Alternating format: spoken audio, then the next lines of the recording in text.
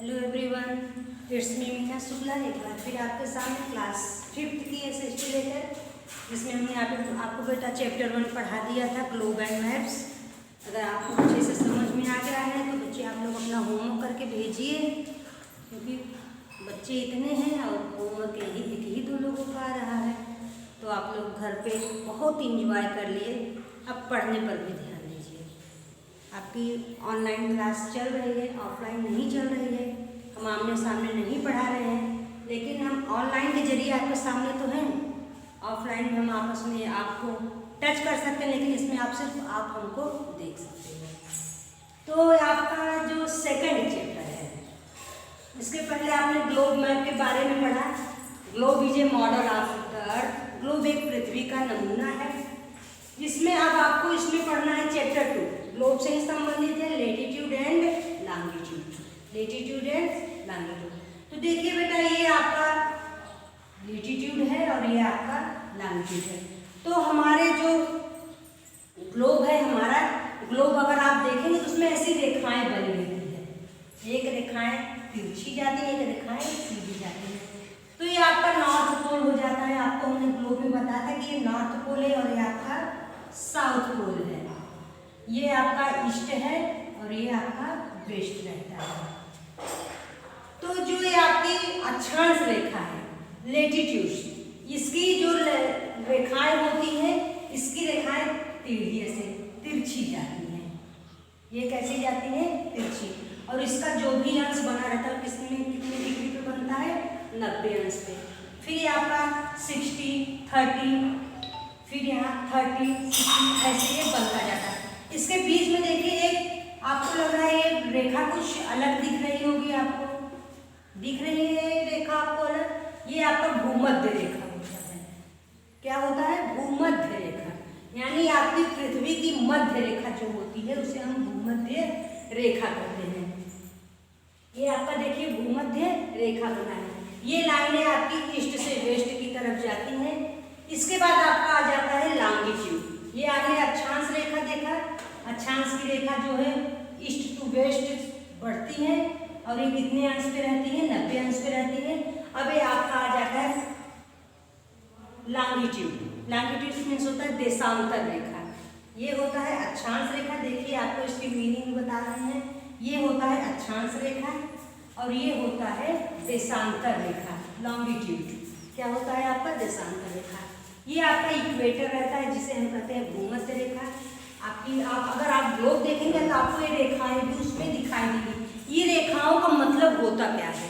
अगर आपको वहाँ की भौगोलिक स्थिति के बारे में जानना है, वहाँ का क्षेत्र के बारे में जानना है, वहाँ पर कैसी जलवायु है, वहाँ का तापमान कैसा है, तब आपको उस समय मैप में, आपको ग्लोब में यह चीज काम देता है। ये रेखाएं काम देती हैं। और ये आपका है लॉन्गिट्यूड। लॉन्गिट्यूड मीन्स क्या होता है? देशांतर रेखा। ये आपका देशांतर रेखा है। ये क्या होता है? नॉर्थ से साउथ ऐसे आ रहा है। ये देखिए आपको बना है 180 सेंटीमीटर डिग्री पे 50, 20, 90, 60, 30।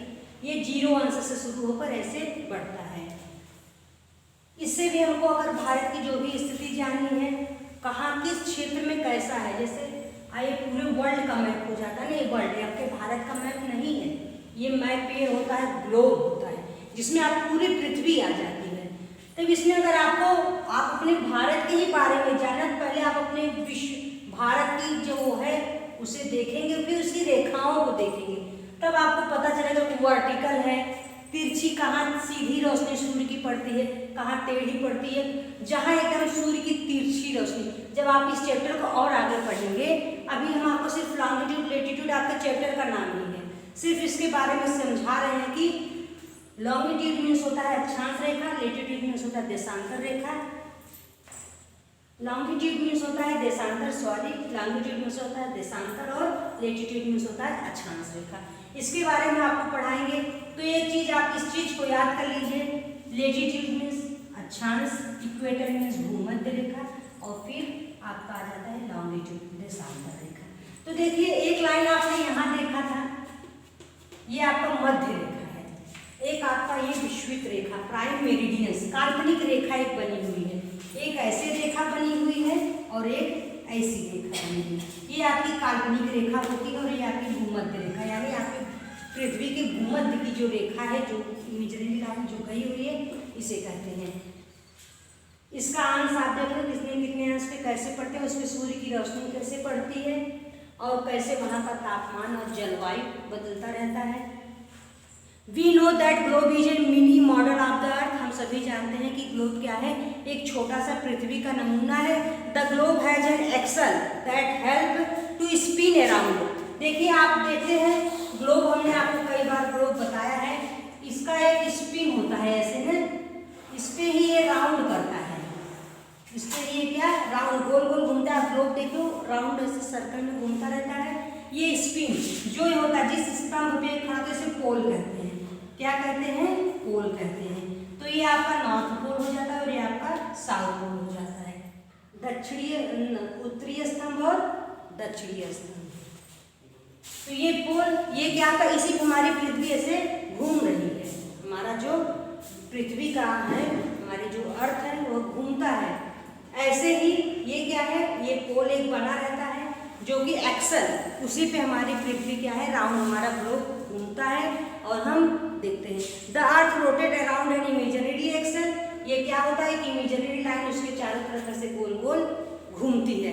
तो इमेजिनरी लाइन मीन्स क्या होता है? काल्पनिक रेखा। इमेजिनरी लाइन मीन्स क्या होता है?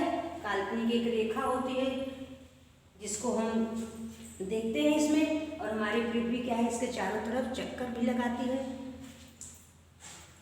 आपको बताएं कि सूर्य एक स्टार है, वो अपनी जगह पे रुका हुआ नहीं घूमता है।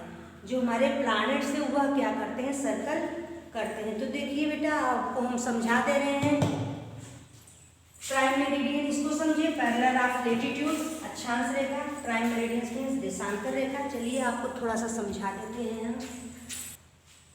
तो देखिए बेटा, आप लोग इसे समझ रहे हो ना, अक्षांश रेखा और देशांतर रेखा। तो आपका ये जो चैप्टर 2 है, इसमें आपको लॉन्गिट्यूड लैटिट्यूड के ही बारे में बताया। अक्षांश रेखा एक काल्पनिक रेखा होती है और इसके जो भूमध्य में एक रेखा है जिसे कहते हैं इक्वेटर, यानी भूमध्य रेखा।